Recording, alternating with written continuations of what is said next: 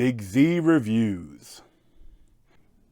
Don't Breathe 2 is a sequel to an excellent surprise original horror film that came out a couple years ago. And while this is not as original or as masterfully directed as the first one, I still really enjoyed Don't Breathe 2.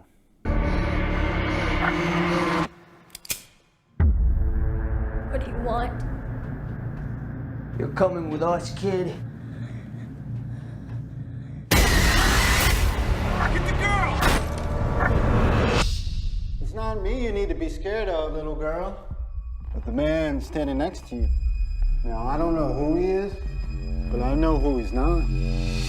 So I think Don't Breathe was among one of the first movies I reviewed on my channel. And I watched it again the day before I saw Don't Breathe 2, and it still stands up. It's such a good film. Fede Alvarez was the director, and he wrote it with Rodo Sayagues. And this one, they both wrote together, and Rodo Sayagues directed. And I think Fede Alvarez, I wish he would get more work, because he has such an eye, but also he loves doing weird shit. There's I don't want to spoil Don't Breathe 2, but I think it's an old movie. But essentially, in the first one, these thieves break into Stephen Lang's house, which is a blind veteran, and he kind of terrorizes them, and they find a pregnant woman in his basement that was his that she had killed Stephen Lang's daughter in a drunk driving accident or something, and he had kidnapped her to impregnate her to give to it's only fair that she gives him a daughter back. And there's some Jane Levi was the main actress in the first one. She was awesome in it, and she was also in the Evil Dead remake that Fede Alvarez did. But there's watching it again, the little things that makes it even more disgusting with the turkey baster scene.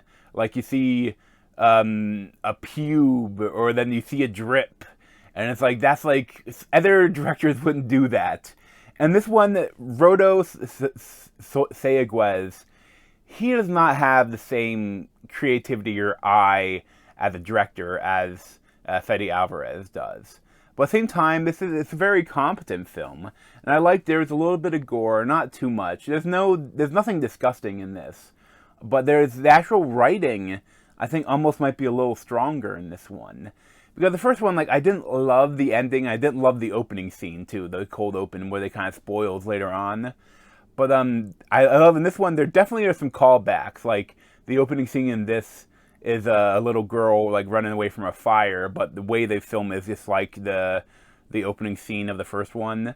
And essentially in this one, this is thankfully this Madeline Grace as Phoenix. She is not the daughter of another woman that Stephen Lang kidnapped, and I'm not a rapist, but I will shove a turkey baster up you and impregnate you. She is not a victim of that. Essentially, he kind of found this saved this child from a fire, essentially, and took her in and raised her as his own. And I love that, watching, when I watched the trailer, I was Steve, is he the hero of this film? And I was oh, that'd be weird. That'd be a little weird. But I like that he is not. They didn't try to redeem him. They didn't try and make him the good guy. He's still a horrible person, but the other people are more horrible. The other people, again, that there's people breaking into his house. But I love the twists and turns the movie takes.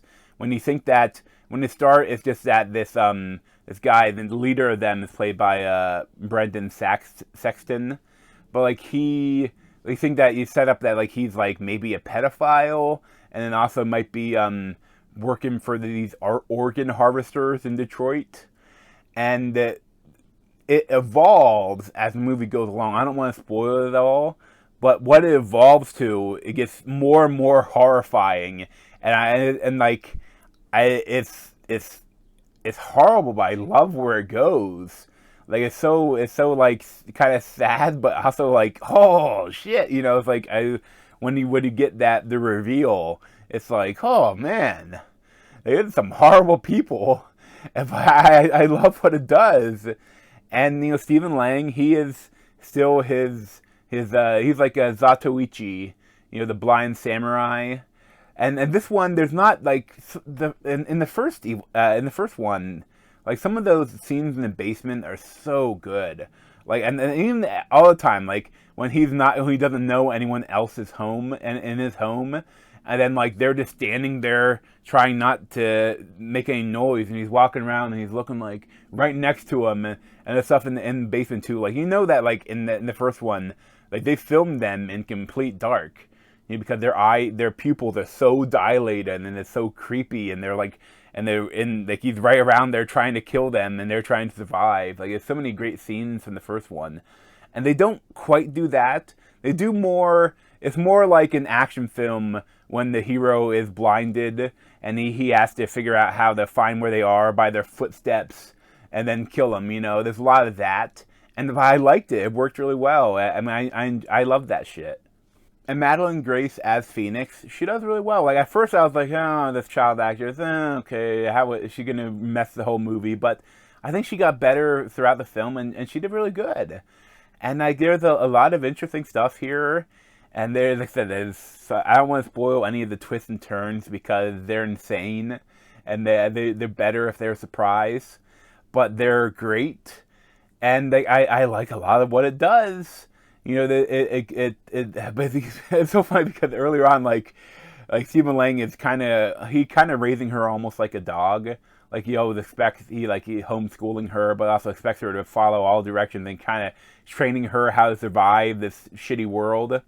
But I love too that like it's in the first one, like he's so creepy. Most of the film he doesn't speak. Like when he shuts out the lights, he doesn't go, "Now you see what I see," and he does do that a little bit of that in this one, so but that's fine, it's okay. But he like there's when he's about to rape Jane Levi in the first one, he's like, there is no God. Would a God allow this to happen? And there's in this one he's like, God is fair. And it's like because he kind of feels like God gave him this little girl for him to raise, but he kind of sucks at being a dad because like at one point, like the Madeline Grace Phoenix, she dreams of living at the children's home. Like how bad a parent do you have to be that your child dreams about living in an adoption home or whatever they're called, you know? But I like that. Like they didn't try to redeem him. He's a horrible person, but just that the people that he's going up against are worse, or you know, in a lot of ways. And I love it. You know, I wasn't sure what to expect, and I know some reviews aren't great for this, but for me, I really enjoyed it. It's a great sequel. It didn't try to be the same as the first one. They tried to do something a little different, and it worked for me. I thoroughly enjoyed it. Probably give like an 8.75 out of 10. But thanks for watching. If you want to see any more of me, you can subscribe down below. Thanks.